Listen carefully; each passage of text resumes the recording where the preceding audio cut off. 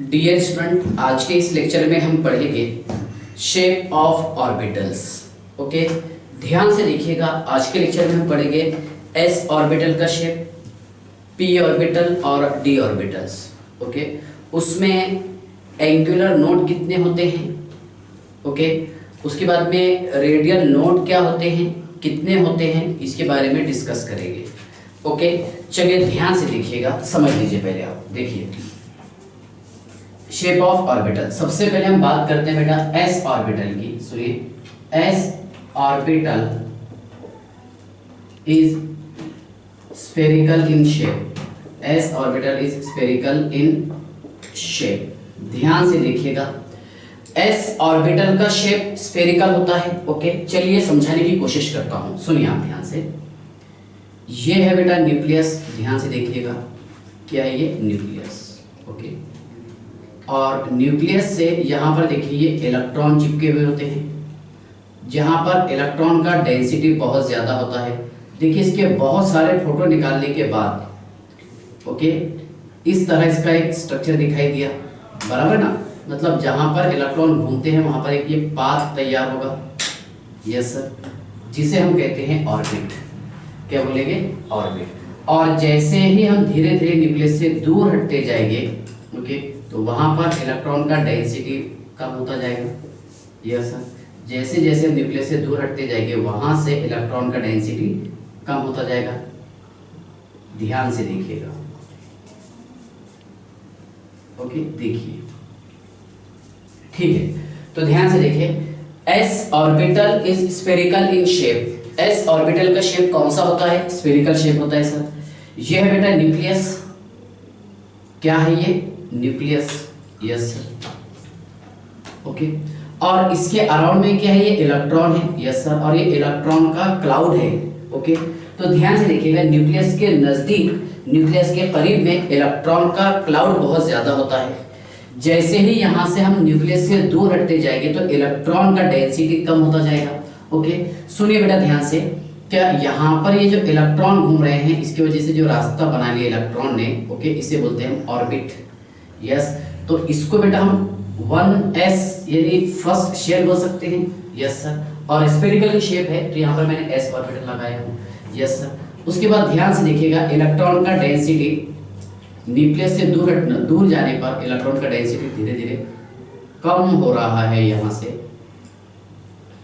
Okay, ध्यान से देखिए, इलेक्ट्रॉन का डेंसिटी कम हो रहा है न्यूक्लियस से दूर हटने के बाद। ओके, चलिए,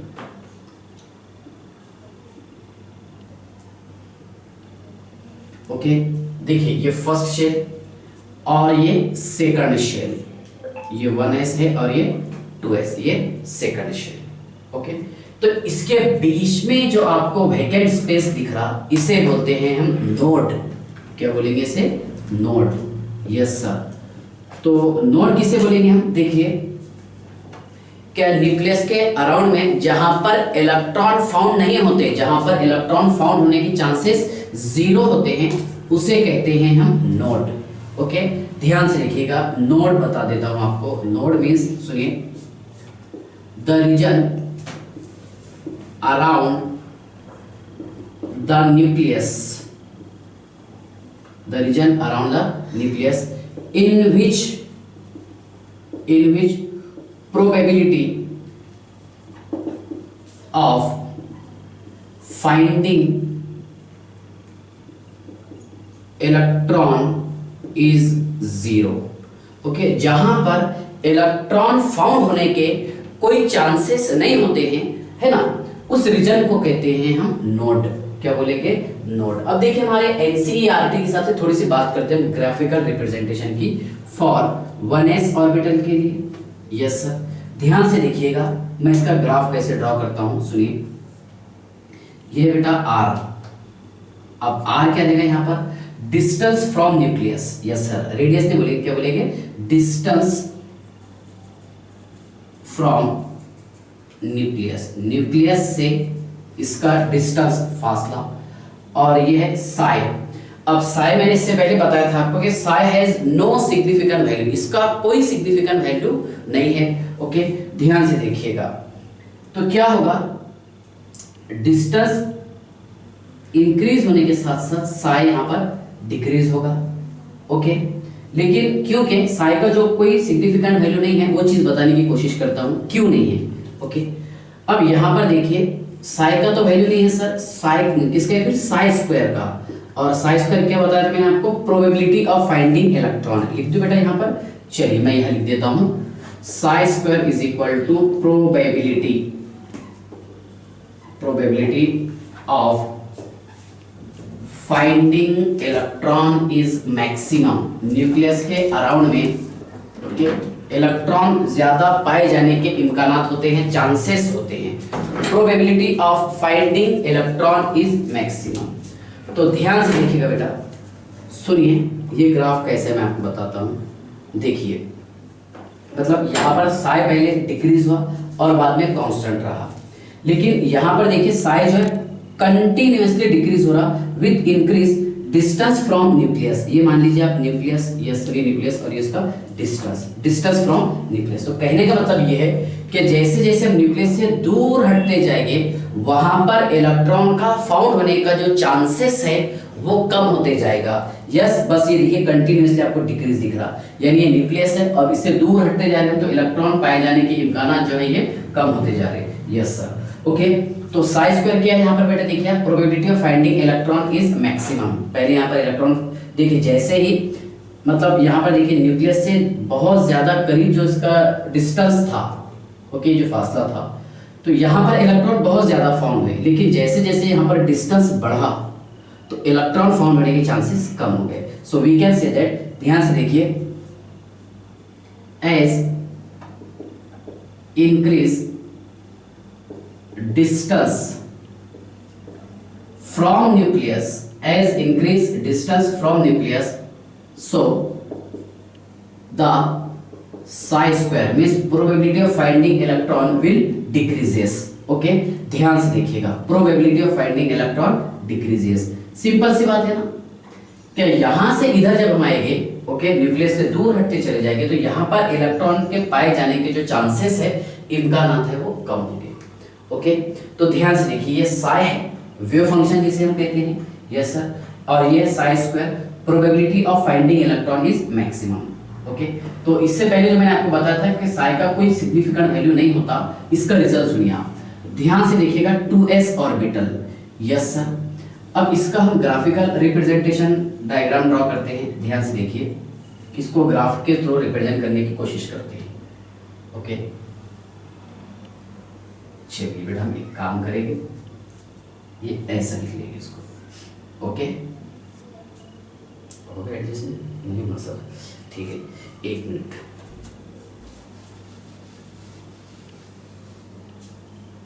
ध्यान से देखिएगा,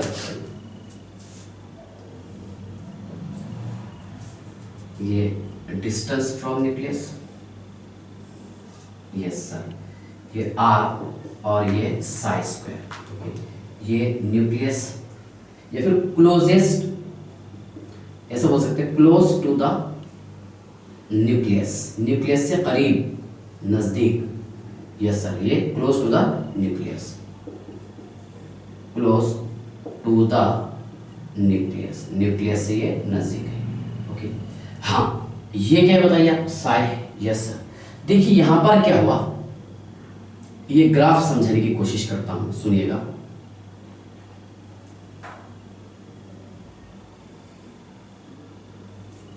मतलब यहां पर अगर हम ऑब्जर्व करें, ये क्या था बेटा, r था सर, ये डिस्टेंस है ना, इधर इंक्रीज हो रहा, यस सर, ये इंक्रीज। ओके, यहां पर ये पॉजिटिव वैल्यू किसकी, साई की, और यहां पर नेगेटिव वैल्यू है। यस सर, अब यहां अगर हम ऑब्जर्व करेंगे, ध्यान से देखना है आप सभी को, यहां अगर हम ऑब्जर्व करेंगे, सुनिए, ये इसको बोलेंगे हम, देखिए नोड, यानी जहां पर इलेक्ट्रॉन कोई फाउंड नहीं होते, वो चीज बताता हूं। देखिए अब ऐसा तो नहीं हो सकता कि यहां पर इलेक्ट्रॉन फाउंड होने की प्रोबेबिलिटी नेगेटिव है, ऐसा नहीं हो सकता। देखिए इलेक्ट्रॉन फाउंड होने के चांसेस जीरो हो सकते हैं, फिर पॉजिटिव हो सकते हैं, ऐसा नहीं हो सकता कि इलेक्ट्रॉन फाउंड होने के जो चांसेस है जो प्रोबेबिलिटी है वो 0 है। यानी इसका मीनिंग क्या हो रहा है कि यहाँ पर इलेक्ट्रॉन की फाउंड होने की जो चांसेस है ये 0 है। यस सर, ठीक है ना, इसलिए इसको इग्नोर किए। यानी यहाँ पर क्या हो रहा है, मान लीजिए इसकी वैल्यू अगर मैं साई इज इक्वल टू 4 लिया, कितना, -4, प्लस तो मान लेंगे, चलिए ऊपर क्या है +4 और नीचे क्या है -4।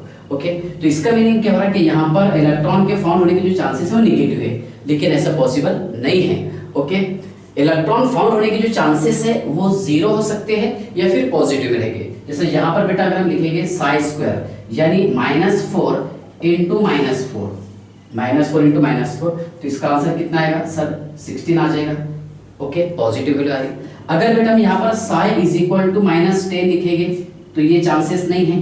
भले हम ये बोल सकते हैं साई² is equal to psi into psi, yes sir, तो -10 into -10, yes sir, minus into minus plus, okay, ये हो जाएगा 100, यस सर। तो इसलिए यहाँ पर इस साई का कोई फिजिकल सिग्निफिकेंस नहीं रहता। यानी इसका मीनिंग क्या हो रहा है कि यहाँ पर देखिए जब निगेटिव अगर साई आ गया तो इसका मीनिंग ये हो रहा है कि यहाँ पर इलेक्ट्रॉन फाउंड होने के जो चांसेस है वो निगेटिव है, लेकिन एक्सपेरिमेंटली ऐसा नहीं होता है, आपको भी पता है। ओके, चलिए, लेकिन यहाँ पर अगर आप ऑब्जर्व करेंगे, देखिए दोनों भी पॉजिटिव है, ये भी पॉजिटिव है और ये भी पॉजिटिव है। ओके, इसलिए इसका सिग्निफिकेंट वैल्यू रहता। ओके, दैट इज, है ना, देखिए क्या probability of finding electron is maximum. तो ध्यान से देखिए, सबसे ज्यादा इलेक्ट्रॉन यहाँ पर फाउंड हुए क्योंकि न्यूक्लियस से नजदीक थे।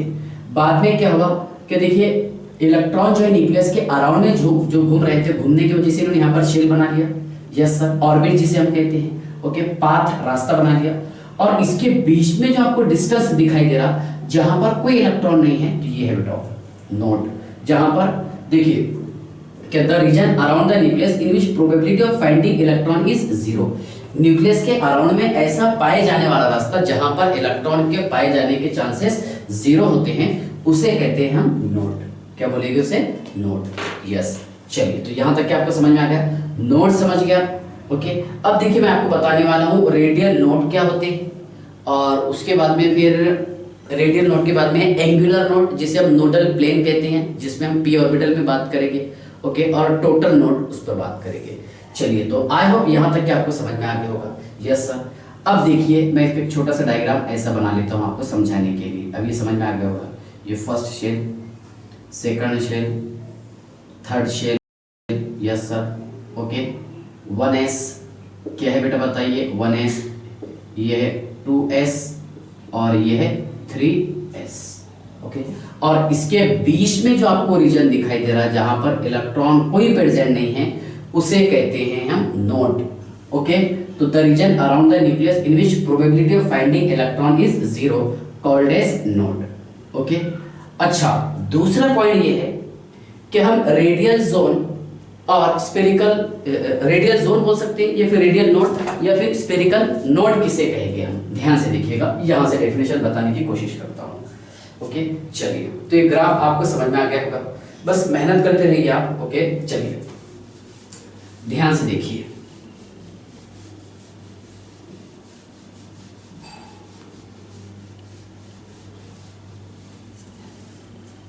हाँ, चलिए ध्यान से देखिए, रेडियल नोड और स्फेरिकल नोड किसे कहेंगे हम। सुनिए, रेडियल नोड और स्फेरिकल नोड, रेडियल नोड और स्फेरिकल नोड। ओके, ध्यान से देखिएगा, रेडियल नोड और स्फेरिकल नोड किसे कहेंगे, मैं एक दो डेफिनेशन भी लिखा के देता हूं। रेडियल नोड और स्फेरिकल नोड, तो मैं इसको Rn लिख दूं, यस सर। रेडियल नोड का बेटा फॉर्मूला है n - l - 1, यस सर। क्या है बताइए, radial node is equal to n - l - 1। Okay, अब देखिए हमने लास्ट लेक्चर में जो पढ़े हैं एजीमुथल क्वांटम नंबर, कौन सा, एजीमुथल क्वांटम नंबर पढ़े हैं सर हमने।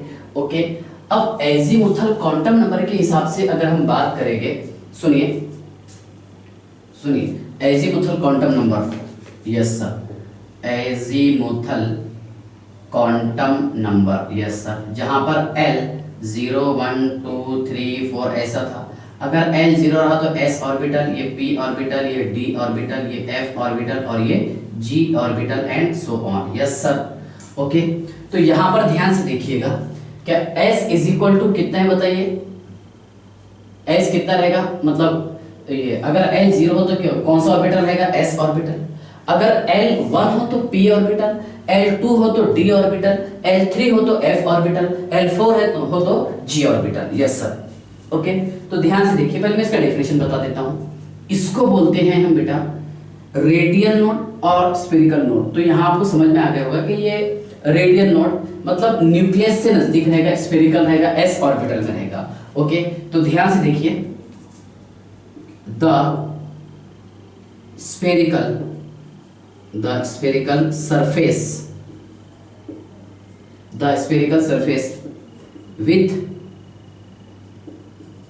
within an orbital, किसके अंदर प्रेजेंट है भैया, ऑर्बिटल में। Okay, orbital on which probability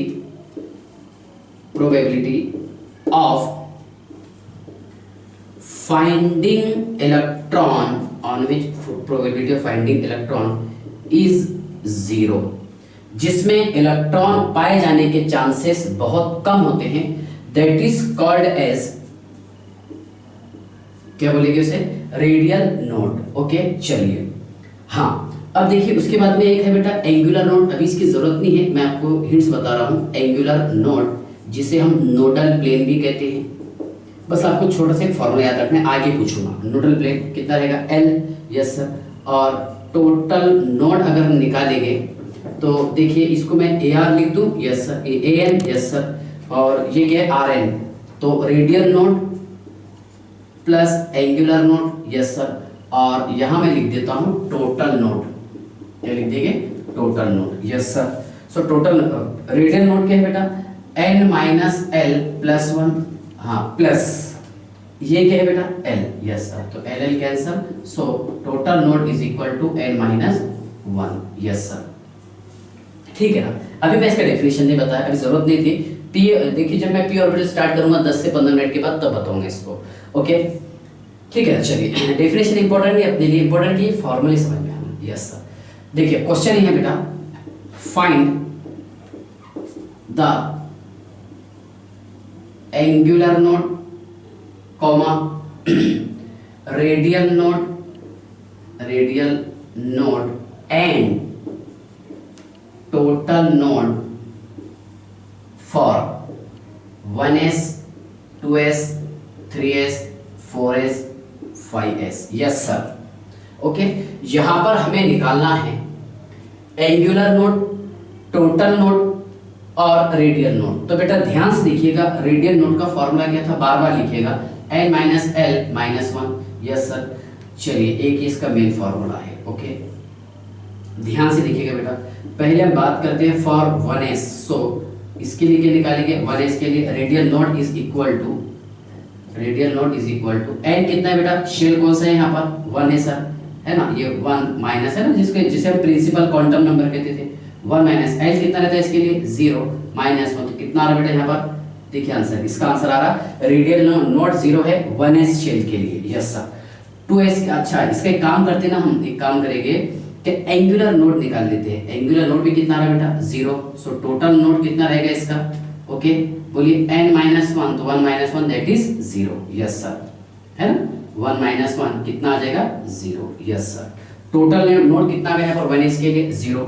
अब हम एक काम करते हैं 2s के लिए निकालते हैं, so radial node is equal to n minus L, तो बेटा 2 माइनस 0 माइनस 1, कितना आंसर आ रहा है, रेडियल नोड 1 आ रहा है सर, यस सर।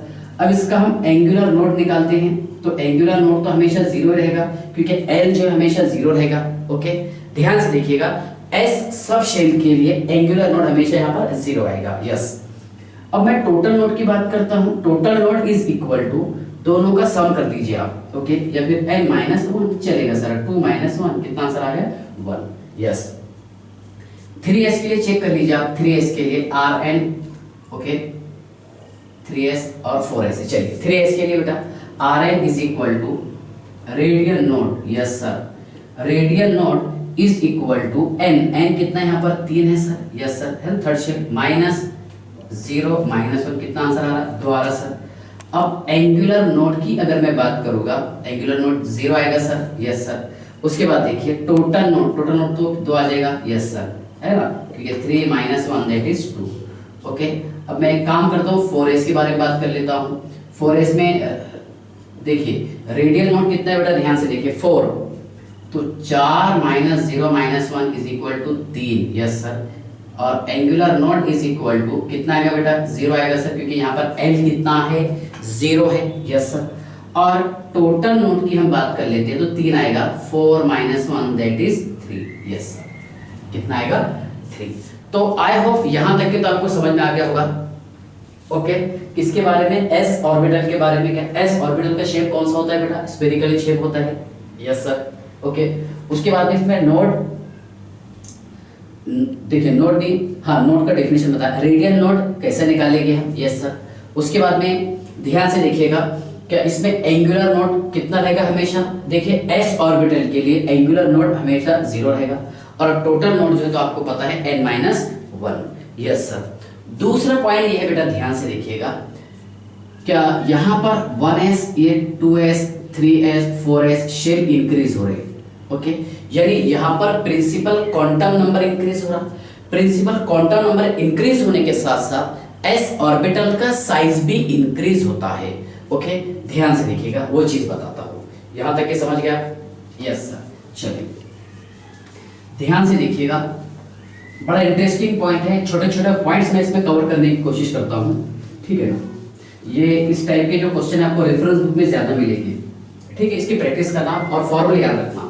देखिए अल्टीमेटली बस इस पूरे लेक्चर में बस 3 ही चीजें आपको ध्यान रखना है, बाकी तो हम पूरा 2 साल वही काम करते रहते हैं कि s orbital is spherical in shape, p orbital dumbbell shape, d orbital double dumbbell shape, और f का डिफ्यूज होता है, डिफ्यूज कॉम्प्लेक्स जिसे बोलेंगे, यस। ओके, चलिए ध्यान से देखिएगा, नेक्स्ट टॉपिक। हाँ देखिए, अभी मैंने आपको क्या क्या बता दिया हूँ सर, अभी यहाँ पर आपने बता दिया हमें नोड, ओके, उसके बाद में एंगुलर नोड और स्फेरिकल नोड वगैरह, इसका डेफिनेशन क्या है इस पर हमने डिस्कस कर लिए, ठीक है ना। हाँ, और उसके बाद में नोडल प्लेन अभी समझाना बाकी है, यस सर। अब नोडल प्लेन के बाद में और क्या क्या है, ध्यान से देखिएगा। हाँ, इसमें मैं आपको बता रहा था इसका energy level, okay, energy level बता रहा था, ध्यान से देखिए, न्यूक्लियस के अराउंड में, जैसा ये first shell, second, third, fourth, बराबर है। तो ध्यान से देखिएगा, as increase n means principal quantum number, then size of s orbital also increases। ध्यान से देखिएगा, मतलब जैसे जैसे नंबर ऑफ शेल बढ़ेंगे तो वैसे वैसे s ऑर्बिटल का साइज बढ़ेगा, ओके। और उसी के साथ साथ देखिए also increases, okay, and energy level also increases, और इसका एनर्जी लेवल भी इंक्रीज होगा, यस सर। चलिए, तो यहां तक क्या आपको समझ में आ गया, एस ऑर्बिटल का शेप कैसा कौन सा होता है, स्फेरिकल इन शेप, ओके। उसके बाद ध्यान से देखिएगा, P orbital has dumbbell shape, कौन सा शेप होता है, देखिए पी ऑर्बिटल हैज कौन सा, डम्बेल शेप, पी ऑर्बिटल ये डम्बेल शेप होता है, yes sir. There are 3 types of P orbital, P orbital के 3 टाइप्स है, सुनिए आप कौन कौन से, there are 3 types of P orbital, that is px, py और pz, px, py और pz ऑर्बिटल, यस सर, ठीक है। ध्यान से देखिएगा, px, py और pz, इस पर हम थोड़ा डिस्कस कर लेंगे, ओके। चलिए, px, py और pz, ठीक है ना। यहां पर मैं इसको मान लेता हूं px, ये मान लेता हूं py, और ये है बेटा pz। अब आप बोलेंगे ये काय के लिए छोड़े सर, ये बताता हूं। देखिए, मान लीजिए क्या यहां पर हमने एक प्लेन का यूज किया है, यस सर, एक प्लेन का यूज किया, ओके सर। ध्यान से देखना आपको, ओके। और ये है एक्सिस, क्या है ये एक्स, ये एक्स एक्सिस, ये जेड एक्सिस, वाई एक्सिस, ऐसा, ओके। तो ध्यान से देखिएगा, क्या पी ऑर्बिटल का शेप तो आपको पता है कि पी ऑर्बिटल है डम्बेल शेप, ओके। ये डम्बेल शेप, ये पी जेड डैश, जैसा यहाँ पर देखिए, यहाँ पर ये एक्स, ओके, ये वाई, और यहाँ मैं इसको ले लेता हूँ ऐसा जेड, ओके, जेड। तो ये एक्स वाई जेड, तो यहाँ पर ये जेड रहेगा सर, ये एक्स जेड डैश कर देते, इसको वाई डैश कर देते, इसको हम एक्स डैश कर देते, ओके। तो ध्यान से देखिए, क्या यहाँ पर ये जो ऑर्बिटल है, यस सर, है ना, ये ऑर्बिटल, तो यहाँ पर इलेक्ट्रॉन जो फाउंड होने के चांसेस है, मतलब यहाँ अगर हम न्यूक्लियस के पास से प्लेन पास करेंगे, है ना, तो इसके बीच में इलेक्ट्रॉन की जो प्रोबेबिलिटी है वो 0 है। इलेक्ट्रॉन यहाँ पर फाउंड नहीं होते, वहां पर इलेक्ट्रॉन प्रेजेंट नहीं होंगे। इसे कहते हैं हम, ध्यान से देखिएगा, इसे बोलेंगे हम नोडल प्लेन। क्या बोलेंगे? Nodal plane. तो ध्यान से देखिए, नोडल प्लेन, और सेकंड नेम क्या है बेटा इसका? Angular node. तो आपको समझ में आ रहा हो कि यहाँ पर ये एंगल बना रहा था, इसलिए इसको एंगुलर नोड बोले हमने। Yes sir. तो एंगुलर नोड कैसा रहेगा? देखिए, ये तो सब किसके पास की बात है? न्यूक्लियस के पास की। न्यूक्लियस के पास से हमने एक प्लेन पास की, ओके, पी ऑर्बिटल में से। तो पी ऑर्बिटल में से देखिए कि वहां से एक प्लेन पास हो रहा था, ये है ना, जहां पर इलेक्ट्रॉन की प्रोबेबिलिटी जो थी वो 0 थी, जहां पर कोई इलेक्ट्रॉन प्रेजेंट नहीं था। तो ध्यान से देखिएगा, when a plane passing through the nucleus, okay. जब हम न्यूक्लियस से एक प्लेन को पास करते हैं, देन, या फिर ऐसे बोल सकते हैं, on which the probability of finding electron is 0, जहां पर इलेक्ट्रॉन फाउंड होने के कोई चांसेस नहीं है, called as, okay, nodal plane, और बताइए आप, नोडल प्लेन और एंगुलर नोड, ओके। दूसरी बात ये याद रखिएगा कि जैसा यहां पर फर्स्ट शेल में एस ऑर्बिटल प्रेजेंट होता है, तो ऐसा ही पी ऑर्बिटल जो प्रेजेंट होता है, सुनिए, P orbital present in second, third, fourth shell respectively। ध्यान से देखिएगा, यानी इसका मीनिंग क्या रहेगा? फर्स्ट शेल में पी ऑर्बिटल कभी भी प्रेजेंट नहीं होता। देखिए, P orbital never B present in first shell, okay. जैसे हम इलेक्ट्रॉनिक कॉन्फिगरेशन लिखते हैं 1s 2s लिखते हैं ना, तो 1s के बाद में 2s आता, 2p आता, तो इसका मीनिंग क्या हो रहा है? पी ऑर्बिटल जो है फर्स्ट शेल में प्रेजेंट नहीं रहता। Yes sir, okay. चलिए, तो मैं ये चीज बता रहा था आपको, क्या नोडल प्लेन और एंगुलर नोड क्या होते हैं? क्या when a plane passing through the nucleus on which probability of finding electron is 0 called as nodal plane और एंगुलर नोड। बेटा, जहां पर इसका फॉर्मूला है क्या? L। यस सर, क्या है? L। जस्ट मैंने आपको अभी बताया, ओके। चलिए, यहां तक के समझ गए आप? ठीक है ना। तो देखिए, ये px माना मैंने यहां पर, इसको py और उसको pz। Yes sir. तो px तो मतलब ये कहां पर प्रेजेंट रहेगा? x एक्सिस पर। Yes sir. और ये जो आपको सेंटर दिखाई दे रहा है, यहां पर इलेक्ट्रॉन फाउंड होने के चांसेस ये 0% है। इलेक्ट्रॉन फाउंड होने के चांसेस 0% है। Yes sir, okay. ये px ऑर्बिटल, मतलब ध्यान से देखिएगा कि p orbital has dumbbell shape लिखा मैंने कहीं? Yes sir. p ऑर्बिटल का शेप डंबेल होता है, ऐसा जो बॉडी बिल्डर जिम में जाते हैं आपने देखा होगा, तो वहां डंबेल उठाते हैं, बराबर है ना। दो साइड से बड़े बड़े लोब रहते और बीच में थोड़ा पतला रहता, लगभग सेम वैसी कि यहाँ पर इस साइड से जाड़े रहेंगे। यस सर, ये ऐसा डंबेल, ओके, और बीच में पतला, तो ये है बेटा डंबेल, ओके। चलिए, पी वाई मतलब ये कहाँ पर रहेगा? वाई एक्सिस पर रहेगा सर। Yes sir, okay. ध्यान से देखिए, ये एक्स z और ये y, तो ये y डैश, ओके, ये z डैश, और यहाँ पर मैं एक काम करता हूँ, इसको x डैश बताता हूँ, ये है py, यस सर। तो ये कहाँ पर रहेगा, y एक्सिस पर, यस सर। ये है बेटा इसका एंगुलर नोड, कौन सा है बताइए, एंगुलर नोड, यस सर। ये क्या है, नोडल प्लेन, जिसे हम एंगुलर नोड कहते हैं, सही है ना, yes sir, angular node, okay sir. PZ ध्यान से देखिएगा, ये x y और z एक्सिस, अरे यार तेरा चले जा रहा है, हाँ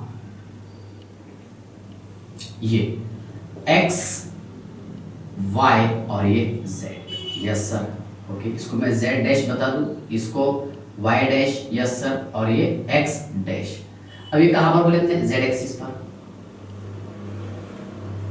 ये वाला, ओके। यहाँ पर क्या प्रेजेंट होगी बेटा सर, यहाँ पर ये लोब में रहेंगे इलेक्ट्रॉन, क्या रहेंगे यहाँ पर लोब में सर, इस लोब में इलेक्ट्रॉन होंगे, इस लोब में क्या प्रेजेंट होंगे, इलेक्ट्रॉन, ओके। तो ध्यान से देखिएगा, ये टॉपिक कैसे मैं आपको बताता हूं। देखिए क्या इलेक्ट्रॉन जो है ये x एक्सिस में भी हो सकते हैं, y एक्सिस और ये z एक्सिस, लेकिन यहां पर प्रेजेंट नहीं हो सकते, जिसे हम क्या कहते हैं बताइए, इसे बोलेंगे सर हम एंगुलर नोड। ये क्या बेटा बताइए, एंगुलर नोड, जहां पर इलेक्ट्रॉन फाउंड होने के चांसेस नहीं है। When a plane passing through the nucleus on which probability of finding electron is 0, जहां पर इलेक्ट्रॉन फाउंड होने के कोई चांसेस नहीं है, ओके। चलिए, तो यहां तक के समझ में आ गया आपको। p ऑर्बिटल का शेप कौन सा होता है, डम्बेल शेप होता है सर, यस। चलिए, हाँ, इसके बाद देखिए इसके कुछ क्वेश्चन मैं आपको सॉल्व करवा देता हूँ, सुनिए। यहां तक के समझ गए ना, डेफिनेशन आपको समझ में आ गई, यस सर। देखिए ये पॉइंट ऐसा है, क्या ये इसका सेंटर पॉइंट मान लीजिए, ओके। देखिए ये सेंटर पॉइंट, जैसा शहद की मक्खियाँ शहद के अराउंड में घूमते रहती है, ये शहद का छाता समझ लीजिए आप, ये सामने से घूम रही, पीछे से घूम रही, इधर से घूम रही, इधर से घूम रही, ऊपर से घूम रही, या नीचे से घूम रही, मतलब 3 डायमेंशनल। ऐसे ही इलेक्ट्रॉन जो है घूमते रहते हैं, यस सर। इधर से भी इलेक्ट्रॉन घूम रहे होंगे, यहाँ से, इधर से, इधर से, इधर से और इधर से, जैसा यहाँ पर लेंगे हम 3 डायमेंशनल। यहाँ पर एक मान लीजिए आप एक सेंटर है इसका, यस सर। यहाँ पे इलेक्ट्रॉन घूमेंगे, इधर इलेक्ट्रॉन घूमेंगे, है ना, आपके सामने, इधर मेरे सामने, यस सर। इधर इलेक्ट्रॉन घूमेंगे, इधर इलेक्ट्रॉन घूमेंगे, इधर और इधर। बीच में का जो स्पेस आपको दिखाई दे रहा, that is called as angular node, जहां पर इलेक्ट्रॉन फाउंड होने के चांसेस नहीं है, क्योंकि इलेक्ट्रॉन जो है ये अपने एक्सिस पर घूमते रहते हैं, यस सर। चलिए, तो यहाँ तक आपको समझ में आ गया, ओके। नोडल प्लेन समझ गया, हाँ। चलिए क्वेश्चन लिखिए, क्वेश्चन ये बेटा, फाइंड द, देखिए radial node comma angular node, radial node comma angular node and total node for 2p 3p 4p 5p, yes. ध्यान से देखिएगा, अब हमें टोटल नोड निकालना है, ध्यान से देखिए, समझ लीजिए। तो देखिए क्वेश्चन है, find the radial node, angular node and total node for 2p 3p 4p 5p orbitals. ध्यान से देखिएगा, 3p 4p and 5p orbitals. बड़ा अच्छा क्वेश्चन है, जहां पर आपको पता है कि L इज इक्वल टू कितना होता है। देखिए ये चीज बताता हूं, यहां लिखा था शायद मैंने, क्या L 0 1 2 3 4, yes sir. S orbital के लिए, P ऑर्बिटल के लिए, D के लिए, F के लिए और G के लिए। तो L कितना रहेगा बेटा इसमें, L इज इक्वल टू 1 रहेगा, यस सर। अब यहाँ से हमें निकालना है 2p ऑर्बिटल के लिए total node, yes sir.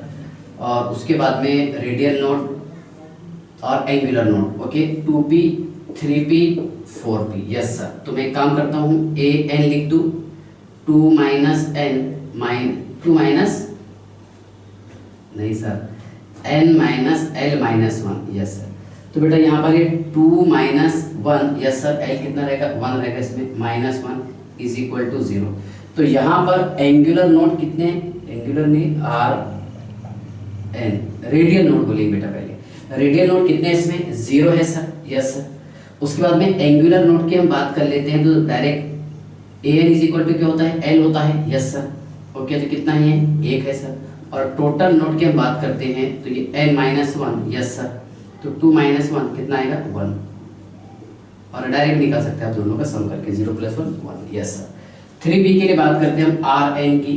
Yes sir. ये एन कितना है यहाँ पर, 3 है, -1 -1। Yes sir. कितना आंसर आ रहा है, देखिए यहाँ पर ये आ रहा है बेटा radial node 1। Okay, angular node की हम बात कर लेते हैं तो कितना इज इक्वल टू एल है तो 1 ही आएगा। Yes sir.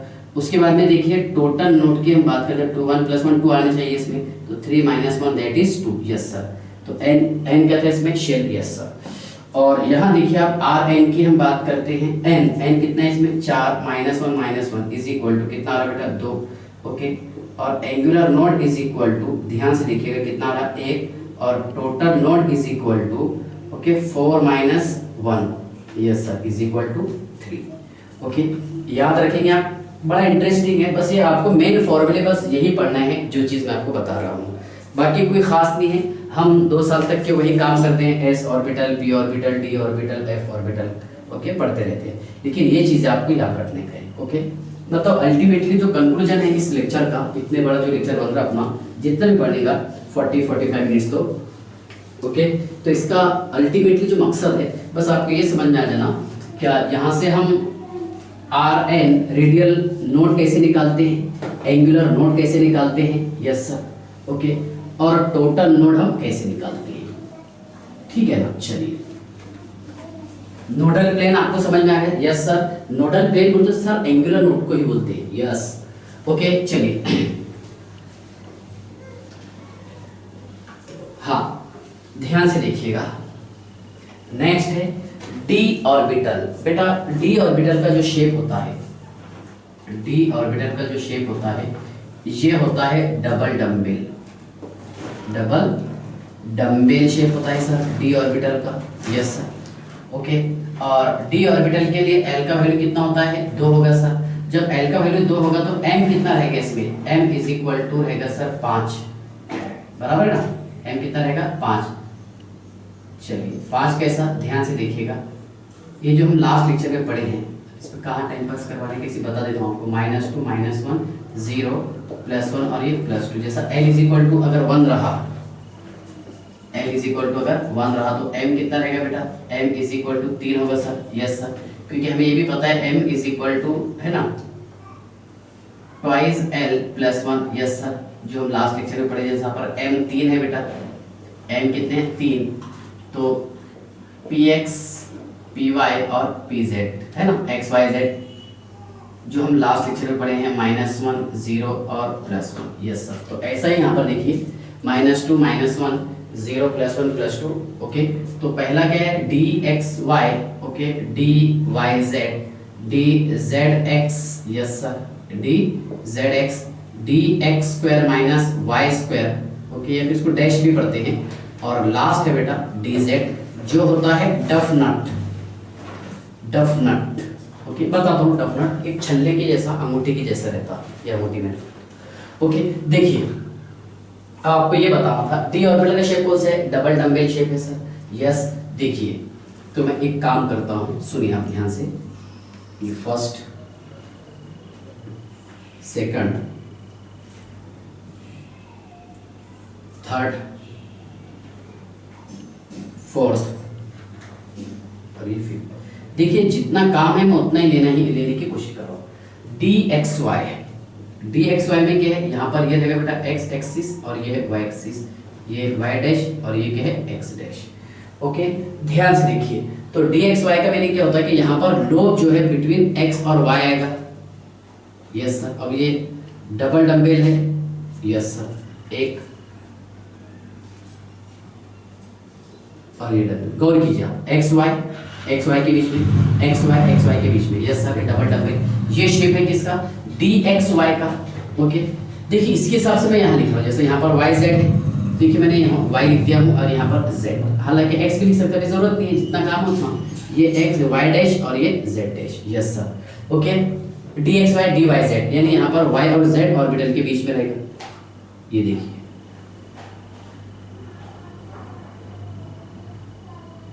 Yes sir. Okay, तो ये जो आपको दिखाई दे रहा इसे कहते हैं हम एंगुलर नोड, जहां पर प्रोबेबिलिटी ऑफ फाइंडिंग इलेक्ट्रॉन 0 होगी। Yes sir. ओके, चलिए कितने हो गए? 2। तीसरा है जेड एक्स, तो मैं इसको एक्स एक्सिस मान लूं। Yes sir. इसको जेड एक्सिस, ये जेड डैश और ये x dash. Yes sir. Okay, Z x, तो ध्यान से देखिएगा z और x के बीच में, ये z और x के बीच में। Yes sir. D X square dash Y square, यानी यहां पर देखिए ये x मान लीजिए आप और ये y मान लीजिए, ये y डैश है, ये x डैश है, तो यहां पर डी एक्स स्क्वायर यानी और y स्क्वायर, तो ये x के ऊपर भी रहेगा, हो गया x square x x। Yes sir. और ये D Y square. Yes sir. Okay, इसको माइनस भी पढ़ते हैं और डैश भी पढ़ते हैं, नो डाउट। ठीक है, चलिए यहां तक के समझ गया। ओके, और डी जेड स्क्वायर, देखिए ये z मान लीजिए आप एक्सिस, ये z dash. Yes sir. Yes sir. और ये डफ नट जिसे हम कहते हैं, क्या बोलेंगे इसे? डफ नट। ओके, जैसा ये ऑर्बिटल है डबल डंबेल शेप में, और उसके ऊपर हमने एक ऐसा छल्ला लगा दिया है, ये ऑर्बिटल। ओके, और इसके ऊपर हमने ऐसे छल्ला ये लगा दिया। यस, ये रहेगा बेटा डफ नट शेप। कौन सा? डफ नट। ओके, चलिए इसके बाद देखिए यहाँ पर तो L जहाँ से हम डायरेक्ट निकाल सकते हैं, क्या यहाँ पर एंगुलर नोड कितने आएंगे? एंगुलर नोड कितने आएंगे डायरेक्ट भी निकाल सकते हैं। एंगुलर नोड का फॉर्मूला क्या है? इज इक्वल टू L, या फिर मैं आपको फील करवा देता हूँ, ये एक ऑर्बिटल्स, ध्यान से देखिए बेटा, ये एक एंगुलर नोड और ये दूसरा ऑर्बिटल जो हम कंबाइन करने वाले हैं, ये वाला, ये सेकंड है ना, ये सेकंड नोड। तो ध्यान से देखिए, ये ऐसा हमने इसको ड्रॉ किए। Yes sir. ओके, सुनिए, यहां से अगर हम पास कर रहे हैं, इसमें से मान लीजिए, ओके, ये वाला लिया मैंने ऊपर का, इसमें से पास कर रहे हैं, ओके, ऊपर से मान लीजिए, ओके, तो यहां से एक नोडल प्लेन पास होगा। Yes sir. और एक इधर से, यहां से एक नोडल प्लेन पास होना, यानी यहां पर एंगुलर नोड जो रहेंगे, एंगुलर नोड कितने रहेंगे? Angular node is equal to L, और डी ऑर्बिटल के लिए L कितना रहेगा? यस, बोलिए। देखिए L 0 1 2 3, ये बार बार लिखने का रीजन ये है कि आपको याद हो जाना, D F और ये G। Yes sir. ओके, चलिए तो ध्यान से देखिएगा, यहां तक क्या आपको समझ गए? समझ में आ गया ना कि डी ऑर्बिटल में एंगुलर नोड कितने होते हैं? 2 होते हैं सर। यस। ओके, देखिए क्वेश्चन है। अच्छा, दूसरी बात यह है कि डी ऑर्बिटल प्रेजेंट इन, है ना, third fourth fifth shell respectively. देखो, D orbital never be present, ये तो बताने की जरूरत ही नहीं, never be present in first and second shell, but d orbital present in third, fourth, fifth shell respectively, यानी d ऑर्बिटल जो है ये थर्ड शेल में होगा, फोर्थ में, फिफ्थ में, सिक्स में एंड सो ऑन, लेकिन फर्स्ट और सेकंड शेल में नहीं रहता। Yes sir. यानी यहाँ पर देखिए n इज इक्वल टू 1 2 हो तो उसमें डी ऑर्बिटल एब्सेंट रहेगा, 3 4 5 6 हो तो उसमें डी ऑर्बिटल प्रेजेंट रहता, मतलब F orbital n is equal to 4 में प्रेजेंट रहेगा, 1 2 3 में नहीं रहता। चलिए, तो क्वेश्चन ये है, find the angular node. Yes sir, comma, angular node के बाद में देखिए radial node. Yes sir, radial node and total node for 3D 4D 5D।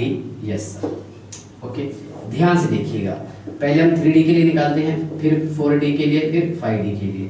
तो यहाँ पर देखिए Rn रेडियल नोड के है n minus L plus n minus L minus 1। Yes sir, ध्यान से देखिए, इसके लिए हम रेडियल नोड निकालेंगे n minus L minus 1। Yes sir, ठीक है। हाँ, ध्यान से देखिएगा, तो 3 माइनस ये l कितना रहेगा बेटा इसके लिए? l 2 है sir, 2 minus 1। Yes sir. Okay, d के लिए 2 है ना? Yes sir. कितना आ रहा है? 0। Yes sir. उसके बाद में angular node is equal to कितना आएगा एल, एल कितना है इसमें बेटा 2 है, यस सर। टोटल नोड 2 आना चाहिए, yes sir. 3 - 1 n - 1 that is 2। Okay, यहाँ पर ध्यान से देखिएगा, इसमें आर एन निकाल लेते हैं हम। कितना है बेटे R N is equal to 4 - 2 - 1 कितना आ रहा है 1 आ रहा सर। और angular node is equal to कितना आ रहा है यहाँ पर 2 आएगा सर, डी है इसलिए। ओके, डी है ना, तो वहाँ पर एल का वैल्यू कितना होता है 2 होता है, यस सर। उसके बाद देखिए टोटल नोड की हम बात करते हैं, 2 + 1 3, yes sir. 4 - 1 that is 3, yes sir. इसके लिए देखिए आप R N radial node, okay 5 - 2, yes sir, -1 कितना आ रहा 2 आ रहा सर। और एंगुलर नोड की हम यहाँ पर बात कर लेते हैं, कितना आएगा 2, और टोटल नोड 4 आना चाहिए, yes sir. 5 - 1 n - 1 that is 4। Okay, तो ये था बेटा in detail explanation of orbitals. Okay, S orbital, P orbital और डी ऑर्बिटल। और एफ ऑर्बिटल के बारे में बात इसलिए नहीं कर सकते कि उसका जो शेप है बहुत ज़्यादा कॉम्प्लेक्स होता है, कॉम्प्लिकेटेड होता है, 8 फोल्डेड होता है। ओके, तो हमारा NEET, JEE, MSCT board, okay, इन सारे लेवल को हमने इस टॉपिक मतलब इस लेक्चर में कवर करने की कोशिश की है। लेकिन बेटा आप याद रखिएगा कि आप खुद मेहनत करो, आपका सिलेक्शन आपके हाथ में है। हम कितना भी अच्छा गाइडलाइन करेंगे, हम कितनी भी मेहनत करेंगे, ओके, और आपकी तरफ से अगर रिस्पांस नहीं है तो रिजल्ट नहीं आ सकता। इसलिए कैसे का be confidence, okay, be confident, कि हमारा कॉन्फिडेंस कम नहीं होना चाहिए। और दूसरी बात है कि काम करने की क्षमता जो है वो हमारी कांस्टेंट रहना चाहिए। जैसा जब हम 11th 12th में 10th में जब हम पढ़ा करते थे तो उस समय हमारी क्लास में बहुत ज़्यादा शार्प भी बच्चे रहा करते थे, लेकिन क्या हुआ, क्या वो कुछ समय तक के मतलब ऐसा मान लीजिए आपका 10th 12th तक के पास मतलब अच्छा उनका पढ़ने का स्टेमिना था, बहुत ज़्यादा हार्ड वर्किंग करते रहते थे। लेकिन जैसे जैसे इनकी उम्र बढ़ती चली गई तो उनका स्टेमिना जो है धीरे धीरे ख़त्म हो गया, कम हो गया, मान लीजिए कम हो गया। ओके, तो ऐसा ही अब उसके बाद जो क्लास में हमारे नॉर्मल स्टूडेंट हुआ करते थे तो वो जिन बच्चों ने कांस्टेंट जब से कंटिन्यू मेहनत करना स्टार्ट किया, शुरू किया, और जो बच्चों का स्टेमिना लास्ट तक के का बाकी रहता है वही बच्चे सक्सेस होते हैं। जैसा यूपीएससी एमपीएससी जो बच्चे पास आउट होते हैं तो ऐसे नहीं कि बहुत ज़्यादा शार्प था, नहीं, उसका सक्सेस होने का सबसे बड़ा रीज़न ये है कि वो हार्ड वर्कर है, मेहनत करते रहते हैं। ओके, तो आप कैसे, अगर आप टैलेंट कम है तो चलेगा, वेल एंड गुड, लेकिन आप एक अच्छे हार्ड वर्कर होना चाहिए, एक मेहनती होना चाहिए, तब जाकर के अपना रिजल्ट आएगा। ठीक है, चलिए बाय।